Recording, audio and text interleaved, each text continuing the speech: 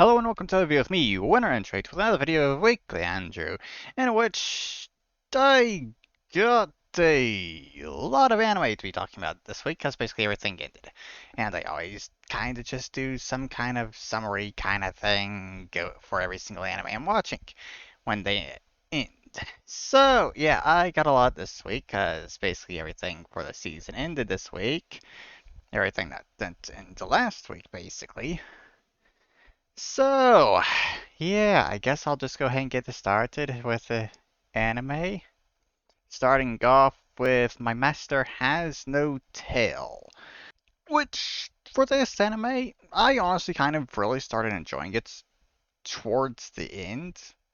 Really, more or less, I just kind of just started enjoying it more as it went on. And overall, it's kind of just a good slice of life anime, I feel like. I'm not really sure. Is it actually a slice of life? I'm not exactly sure on that. But, yeah. The whole thing basically revolves around Drakugo, which is the first anime I've actually seen cover something like that. Apparently there was one other one that was a bit popular before. I didn't end up watching that. So, yeah, this is my first experience when it comes to Rakugo, I guess. But, yeah, pretty good, I feel like. And, yeah, I honestly really don't have much to talk about here. Maeda is Tanuki, and then Bunko is a Kitsune. Hmm, yeah. And parent, and take a guess, there's probably others there as well, but we haven't actually seen any. But, yeah, I really don't have anything else to really say about this. It's just a nice anime overall. So moving on to the next thing, Legend of Mana, which I for some reason didn't actually drop, despite the fact that it was the one anime I was most likely going to drop this season, but for some reason I continued to watching it. And yeah, as I said previously with this anime, it is an adaptation of a 1999 game, RPG game specifically, and yeah, I never really cared much for the story here in this, and especially with the ending, because yeah, the ending felt very rushed to the point where it kind of felt like the story was actually supposed to continue and everything, but they had to end it here, so they just cut it off and wrapped the things up immediately right here at 12th episode. Or 13th. I'm not exactly gonna remember how many episodes it was. But yeah. Also, another thing that kind of annoys me here is the fact that the whole problem that's supposed to be solved in this and everything actually has a very simple solution that apparently none of the characters realized. Concerning the problem here is the fact that Shumi can only basically be brought back to life with a Jumi Seer. And there's only one Jumi that can actually cry and make the tears. And the whole problem is the fact that Shumi, by crying, is losing her own life force by creating the tears and everything. So what are you going to do when she dies? Well, the solution's simple. Just keep one of those tears around and for when she does die, so you can bring her back immediately. There you go. There's your solution. But apparently they don't think of it. Unless that doesn't actually work in it, but it was never actually explained in the anime. I'm not sure. But I wouldn't be surprised if that is the case and it was just completely overlooked, just being this giant plot hole in the story. But yeah, I don't really have much to say. It wasn't great at all, to be honest. So moving on to the next one. Uzaki-chan Season 2. Which I think I did actually kind of really enjoy this season more than the first. Though I don't really remember much from the first, though. But I think the reason why I kind of enjoyed it more is just from the introduction of Usaki's family, and I kind of guess Sakurai's family, though that was really right at the end. Basically, it really didn't have much of an impact, I guess. So largely just Usaki's family. And yeah, overall, this was a pretty good season, I feel like. And the romance actually progressed, which is nice. And Uzaki and Sakurai actually know that they like each other, though they haven't actually said anything about it to each other yet. But they do know that they like each other. So, yeah. Um, I honestly don't really think I have anything else to say for Uzaki-chan, so I guess I'll just move on to the next one, which is Beast Tamer, which overall this was a average anime at the very least, I guess. And I think the only thing that was really carrying this thing forward and actually kind of making it even somewhat popular was just all the girls in it. I seriously think the girls were the only thing that was really carrying this thing at all, because it was just not very good overall without them. And yeah, even right at the end, you just get another girl tossed in right on the final episode, which is a ghost. And they honestly feels like it was just they that girl was tossed in right at the end of the final episode, basically just because why not toss in another one? But yeah, if I had to guess when it comes to story going on into the future, I'm going to take a guess that the Demon Lord is a girl and Rain is also going to taming her before then going on to defeating the hero. That's my guess of what's going to happen with the rest of the story and everything. And also, I guess I'll just go ahead and say it's considering it's kind of one of those anime, I guess. So, out of all the girls in it, my favorite is Tanya. So, yeah, kind of day, just, yeah, she's good, but I don't really care about her that much. Or the others, considering they just didn't really have time to have any kind of character development. But, yeah, I don't have anything else to say here, so moving on to Spy Family. With the second half of the first season being over, which brings an end to the first season of the anime. And still, this was pretty good anime, though I'm still pretty sure that did not actually enjoy it as much as other people have. Seriously, I don't really know what it is, but I know it's a good anime and I do enjoy it, but I just don't feel like I'm actually enjoying it as much as other people are. I don't know what it really is about it. But still, this is just a good slice of life anime, if it's even a slice of life. I at the very least feel like it's more of a slice of life than anything, to be honest. Just with a bit of an action story behind it. So yeah, once again, don't really have that much to talk about. I kind of didn't really take much notes for each one of the anime here, mainly just because I wanted to get through them all quickly this season, because they had so many of them to talk about. But moving on to the next one. Utaware Rumoro. Yeah. Still don't really remember everything any much from the previous seasons of this at all. Because it's been so long since those aired. And since I even watched them. So yeah. Despite the fact that I didn't really remember much from the previous seasons, everything kind of played out how I expected it to. Everything played out as expected up to episode 26 at the very least. And ended up having an actual happy ending, which actually kind of surprised me. Seriously, I honestly didn't really expect a happy ending. I was expecting more of a bittersweet ending. So, yeah, that surprised me quite a bit. And also, from what I can tell, with the ending of this, Haku replaced Hakuro as some kind of god or something. I'm not exactly sure, but from what I can tell, that's what happened. And because of that, Takuro is actually back now, apparently. So yeah, I really don't have much else to say besides the fact that I'm pretty sure I actually would have actually enjoyed this more if I actually remembered things from the previous season still. But I don't remember them, so yeah. It was good, I guess, but I probably would have enjoyed it more if I actually remembered things. Yeah, moving on to The Raven of the Inner Palace. Overall, it was a good anime, though I don't think it really started getting interesting until towards the end of the anime, and kind of started diving into what the Raven Consort is. And also with how things are playing up towards the end here, I honestly don't really feel like the continuation of the story, I don't have a very good feeling about it, okay?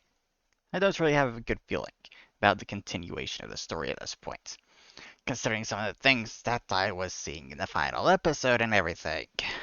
Yeah, I just don't have a good feeling about the things that happen in the future if we get a second season.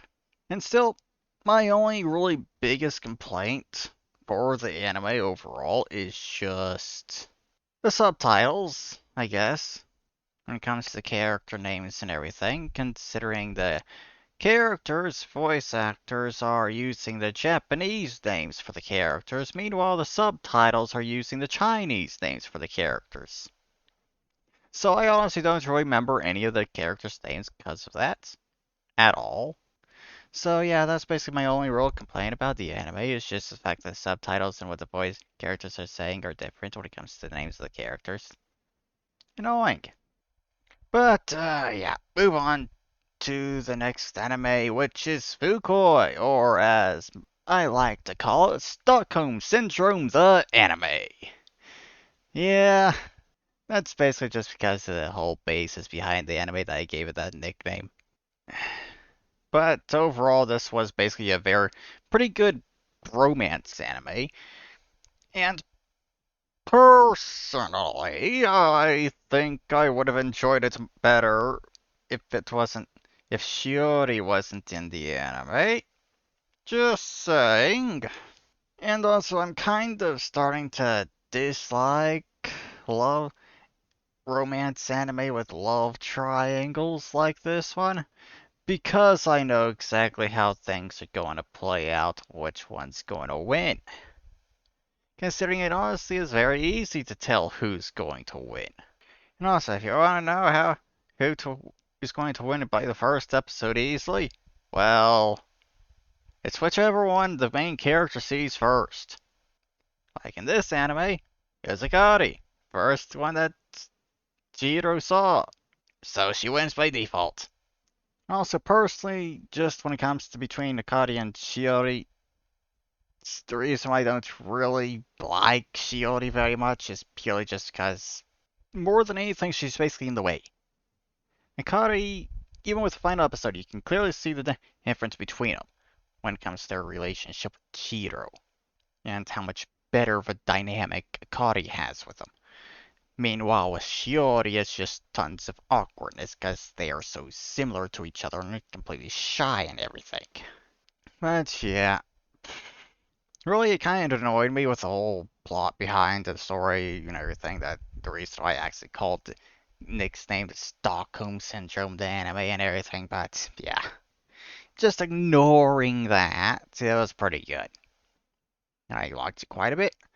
So, moving on to the next thing, I guess, which is the final anime I'm actually talking about for this season, I guess. Renai Flops, which had a pretty good story. I'll say that much. Pretty good story there, and the whole my theories that I had about things that was going on and everything were mostly correct, I guess. It was just I was kind of missing details that were things I saw in the Mal discussions, but I didn't really adopt to myself. But yeah, ending wise, kinda did a bit of an asshole, I guess, with the ending and bringing all the girls back into the real world and everything. But definitely not the Haramitchi anime it tries to make itself seem to be at the beginning. Though, to be honest, it's pretty obvious it's not even from the beginning of the anime with the first episode even. Because there are just too many things just kind of standing out. But overall, this was a pretty good ending to the anime, I guess. And also, from what I know with this anime, it's actually being adapted from a manga or light novel. I'm not exactly sure. That only was released a few months ago, so basically everything in this anime is an anime original, I think. Considering you kinda don't have this much of a story in a few months to get adapted.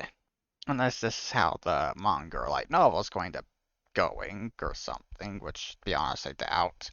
But yeah, apparently it has a manga light novel it's adapted off of that barely actually had anything or something. I'm not sure. That's just what I think is behind this, but yeah. So yeah, that's the anime done for this week, and all the anime for the season done. So next season's anime. Yeah, I got an entire went through the all the anime that's going to be airing next season. See what all I was going to be watching, and ended up coming up to a total of 29 anime. 31 if you count the two that are continuing from this season. I seriously think I'm going to be watching a bit too much anime for this next season. Thankfully, I think I will be dropping at least a few of these, hopefully, considering they're decent amounts that I kind of just decided it's like, why not give it a try, basically. It's like I didn't really feel like I'd probably really watch it, but I decided just why not try and watch it, see if I actually enjoy it. Which on the list here is basically just ones closer to the bottom of that list. But, yeah, that's all that stuff done, so I guess I'll kind of just quickly mention Lessons in Love because I did not actually get around to playing the update for that this week. Mainly because of the anime, kind of, taking up my week a bit. But yeah, version 27 went public and everything, and yeah, it's a good thing I did not go ahead and try it last week before the wiki was updated, because I would have missed one of those lost events if I did. Because Kirin's Lust event requires Miku to have 10 Lust points. I completely forgot about the fact that I could get Lust points for Miku. So I had 0 out of the 10 that was needed. So yeah, very good thing I did not try and actually try it last week before the wiki was updated and everything. And it's because of the fact that I didn't have those Lust points, I actually had to go back and redo the entire previous update so I could get them. Because I was not able to go back with autosaves or anything for far enough back, so the content from this update wouldn't automatically start on Friday. So yeah, I had to redo the entire previous update to get that stuff done, and I decided to go ahead and take advantage of that and just start grinding affection and lost points constantly, basically. Seriously, I'm pretty sure I spent a month, maybe even a month and a half in the game, just grinding away at lost affection and lost points. Considering Miku is all the way up to 25 lost points now, meaning I spent 25 days just bringing up Miku's lost points, and I also started bringing up other characters' stuff as well. So at this point, I'm pretty sure basically all the characters have at least 10 more affection than lost points than the total required for any of the events currently. So I shouldn't have to worry about that stuff for now, I guess. But yeah, definitely going to have to do that next week. I'll actually play the version 27 and get that done. Considering, yeah, I got other things to do as well. My new family got an update this week, which is basically the final update for it, considering there's only one update left, which is the epilogue for the game. So, yeah, got that to do there. Also got some others to do. Devious World's going to probably get an update this week as well. So then going to have to get that. So, yeah, I'm going to be a bit busy when it comes to stuff, just anime-wise, and when it comes to H games. Great! But yeah, when it comes to Trials in Tinted Space, still haven't actually moved the story forward on that, though I'm pretty sure I'm basically done with everything that I've been doing, and I'm pretty much ready to actually move the story forward finally. and just try and get through that as quickly as possible so I can just kind of just do other stuff afterwards and just do whatever I want. But, yeah. Ni no Kuni, Cross Worlds, I got to level 100 on that thing now. I still haven't gotten around to fucking streaming the damn thing again. Seriously need to do that, and seriously, I don't think I've ever really done a New Year's resolution, but if I'm going to have one for this year, it's to do more streams. Without question. Do more streams, considering I haven't done any streams in months. And I'd honestly, at the very least, like to be able to do one at least a week. At least one stream a week. So yeah, I'm going to have to figure something out with that, considering, yeah. I'm probably going to have to create a schedule or something to get myself around to actually streaming, considering I can't get myself to do anything unless I actually have a schedule. So yeah, I guess I'm going to have to figure out what to do when it comes to the schedule, when it comes to streaming. Which is going to be a bit annoying, considering I don't really know exactly what times I should actually be streaming. Eh, yeah, whatever, I guess. But, yeah, I guess that there will be the end of this video since I don't really have anything else to talk about. So, yeah, there is the end of this video. I hope you all enjoyed it. I hope you all have a wonderful weekend. I'll see you all in the next video. Bye-bye.